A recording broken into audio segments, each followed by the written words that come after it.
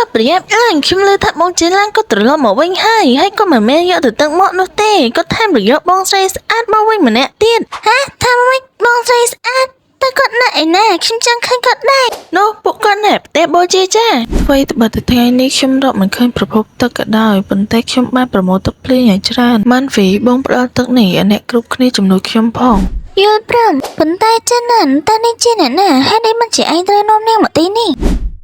បាទត្រូវហើយតើគាត់មកពីណាមើលទៅគាត់ស្អាតណាស់តើអ្វីដែលជាចំណុចមើលទៅស្រស់ស្អាតច្បាស់ណាស់រាងកាយតូចមួយនេះគ្មានកម្លាំងធ្វើការងារច្រើននោះទេសម្លៀកបំពាក់របស់នាងគឺពិសេសណាស់ខ្ញុំមិនដែលឃើញពួកវាពីមុនមកទេ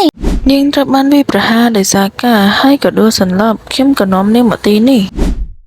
ចាឡានអញចិត្តល្អណាស់ប៉ុន្តែធនធានទឹកគឺកង្វះនៅក្នុងកុសសម្បត្តិរបស់យើងសូម្បីតែមិនមានប្រាក់សម្រាប់តកផងដូច្នេះខ្ញុំខ្លាចថាគ្មានវិធីដើម្បីផ្ដល់ឲ្យអ្នកក្រៅនោះទេនាងស្រីម្នាក់នេះមកពីណាក៏មិនដឹងត្រូវតែបណ្ដេញនាងចេញចាឡានជារបស់ខ្ញុំនិយាយអញ្ចឹងខ្ញុំសង្ស័យថានាងគឺជាទេពធីតាទឹកភ្លៀងដែលថាសួរបញ្ជូនមកជួយត្រកូលមេលីរបស់យើងក៏ដោយសារតែពេលខ្ញុំជួបនាងដំបូងមេគឺស្រឡះធម្មតាទេប៉ុន្តែក្រោយមកក៏ចាប់ផ្ដើមមានពពកខ្មៅរួចក៏មានភ្លៀងធ្លាក់ទឹកដែលខ្ញុំបានយកមកវិញគឺជាទឹកភ្លៀងធ្លាក់ខ្លាំងនោះអរព្រះជាម្ចាស់នាងពិតជាមានសមត្ថភាពគ្រប់គ្រងភ្លៀងម៉ែពិតជាសប្បាយចិត្តខ្លាំងណាស់ដែលព្រះមិនបោះបង់ត្រកូលមេលីរបស់យើងចោលទេនាងជាព្រះទេមិនអាចទៅរួចទេនាងមើលទៅមិនដូចជាព្រះទេមិនថានាងជាព្រះឬមិនមែនក៏ដោយយើងនឹងដឹងបន្ទាប់ពីគ្រូគង្វាលត្រឡប់មកវិញគាត់នឹងសាកល្បងនាងជាមួយថ្មដ៏ពិសិដ្ឋហេតុអីបានជាមានមនុស្សច្រើនម្ល៉េះបូជាចាម៉ូស៊ីនៃតកូមេលីគ្រូគង្វាគ្រូគង្វាត្រឡប់មកវិញទាន់ពេលណាសូមគ្រូគង្វាប្រាប់ព័ត៌មាននៃថ្មដ៏ពិសិដ្ឋដើម្បីមើលថានេះជាព្រះឬមិនមែនព្រះជាម្ចាស់ឬព្រះដែលបញ្ចេញធម៌ពលគ្មានទីបញ្ចប់សូមផ្ដល់កម្លាំងឲ្យខ្ញុំគ្រូគង្វាតានេះថ្មពិសិដ្ឋធ្លាក់ដល់ដីបានន័យថានេះមិនមែនជាព្រះទេមែនទេវាគឺជាការពិតដែលថ្មពិសិដ្ឋមិនអាចរកឃើញធម៌ពលបរិសុទ្ធណាមួយទោះជាយ៉ាងណាក៏ដោយវាមិនគួរបែបនេះទេទោះបីជាមិនមានធម៌ពលបរិសុទ្ធក៏ដោយក៏ថ្មបរិសុទ្ធមិនគួរបាត់បង់ធម៌ពលវាភ្លាមនោះដែរភ្លាមទៀតហើយអស្ចារ្យណាស់អស្ចារ្យណាស់តើនេះជាអនាគតដែលមានចេតនាបង្ហាញដោយថ្មបរិសុទ្ធឬតើអនាគតមានអ្វីត្រូវធ្វើជាមួយនឹងក្មេងម្នាក់នេះទេតើនេះជាទឹកភ្លៀងធ្លាក់នៃត្រកូលមេលីមែនទេដីនេះត្រូវប្រាក់ដោយគ្រប់កុសសម្ព័ន្ធនាំគ្នាចេញពីទីនេះតើនេះក៏ជាអនាគតដែលក្មេងស្រីនេះត្រូវប្រឈមមុខដែរទេអេចាឡាននាងមិនមានអំណាចបរិសុទ្ធនោះទេហេតុអីយើងមិនចាំរហូតដល់នាងភ័ក្រហើយដេញនាងចេញពីទីនេះគឺសម្ព័ន្ធរបស់យើងមិនមានអ្វីដើម្បីទទួលនាងនោះទេឈប់សិនទោះបីជានាងមិនមានអំណាចបរិសុទ្ធក៏ដោយនាងប្រហែលជាអាចនាំការផ្លាស់ប្ដូរទៅកាន់ត្រកូលមេលីបានទោះជាយ៉ាងណាប៉ូជីនិងគ្រោះមហន្តរាយគឺទៅវិញទៅមកចំណុចទាំងអស់នេះអាចជាគ្រោះមហន្តរាយនឹងផ្ទុយមកវិញដូច្នេះពួកឯងគួរតែគិតឲ្យច្បាស់លាស់សិន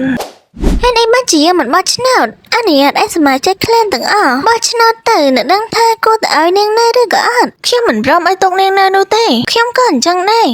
ខ្ញុំចង់ឲ្យនាងនៅទីនេះចៅហ្វាយខ្ញុំសុខចិត្តមើលថែនាងតែចៅហ្វាយអាចឲ្យនាងមកខ្ញុំដើម្បីឲ្យនាងខ្លាចជាដៃគូរបស់ខ្ញុំខ្ញុំក៏ចង់ឲ្យនាងខ្លាចជាដៃគូរបស់ខ្ញុំដែរថ្លង់ណាស់តែពុំមនុស្សទាំងនេះស្រែកអីនាងគឺជារបស់ខ្ញុំក៏មាននរណាមានកំណត់គិតអំពីវាឯសោះក៏ព្រោះតែគ្រូគង្វាលបានសន្និដ្ឋានថានាងអាចនឹងធ្វើឲ្យត្រកូលមេលីនៅពេលខាងមុខកាន់តែប្រសើរដូច្នេះខ្ញុំត្រូវតែការពារនាងតាក់ទងនឹងគ្រោះមហន្តរាយដែលអាចនឹងកើតមានឡើងខ្ញុំពិតជាអាចគិតរកដំណោះស្រាយបានខ្ញុំខ្លាចជារបស់គាត់ពីកាលមិនបានជាគាត់និយាយបែបនេះ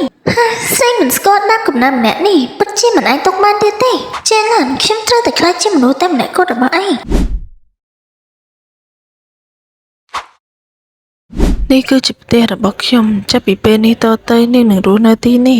ចុះខ្ញុំគេងកន្លែងណាពិតណាគឺនៅទីនោះបាទអញ្ចឹងចុះលោកតើគេងនៅកន្លែងណាត្រូវហើយខ្ញុំជាដៃគូរបស់នាងខ្ញុំត្រូវតែគេងជាមួយនាង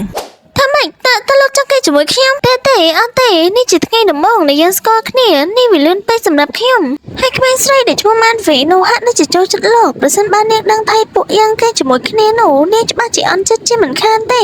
សិតតើមានកម្លាំងរាងកាយរឹងមាំនិងឆន្ទៈដ៏អស្ចារ្យខ្ញុំបារម្ភថាចុះបើខ្ញុំគេនៅពេលយប់នោះតើនឹងមានអ្វីកើតឡើងចុះតើខ្ញុំកំពុងគិតអីនេះមិនមែនពេលវេលាដើម្បីគិតរឿងនោះទេ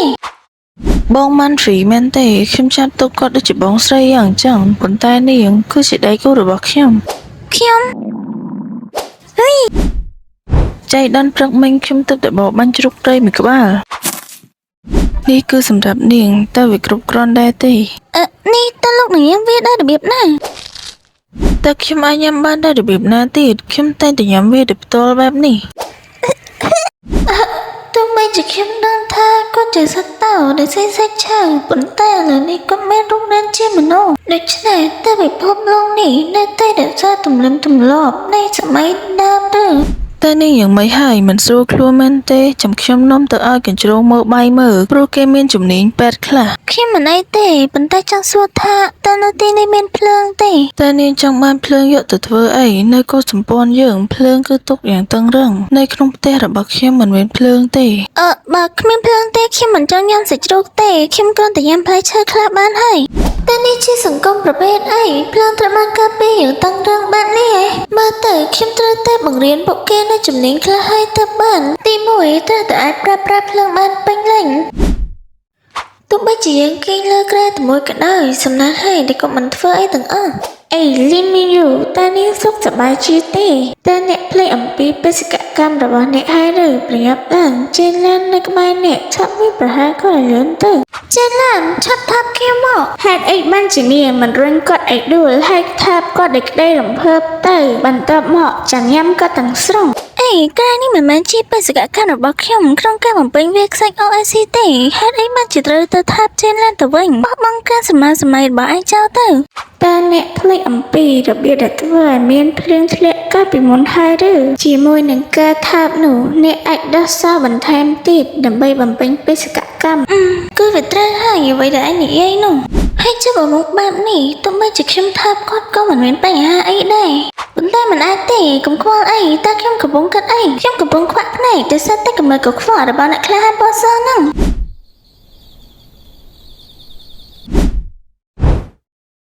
តើនាងគេងលក់ស្រួលដែរទេត្រជាក់ណាស់នាងក្តៅណាស់នេះអាចជាជំងឺគ្រុនក្តៅបើបន្តគេងបែបនេះទៀតវាមិនមែនជាជំរឿនល្អនោះទេឆាប់ភ្ញាក់ឡើងតើលើខ្ញុំនិយាយទេកុំខ្លាចអីខ្ញុំនឹងទៅរកកញ្ជ្រោងមកបាយឥឡូវនេះ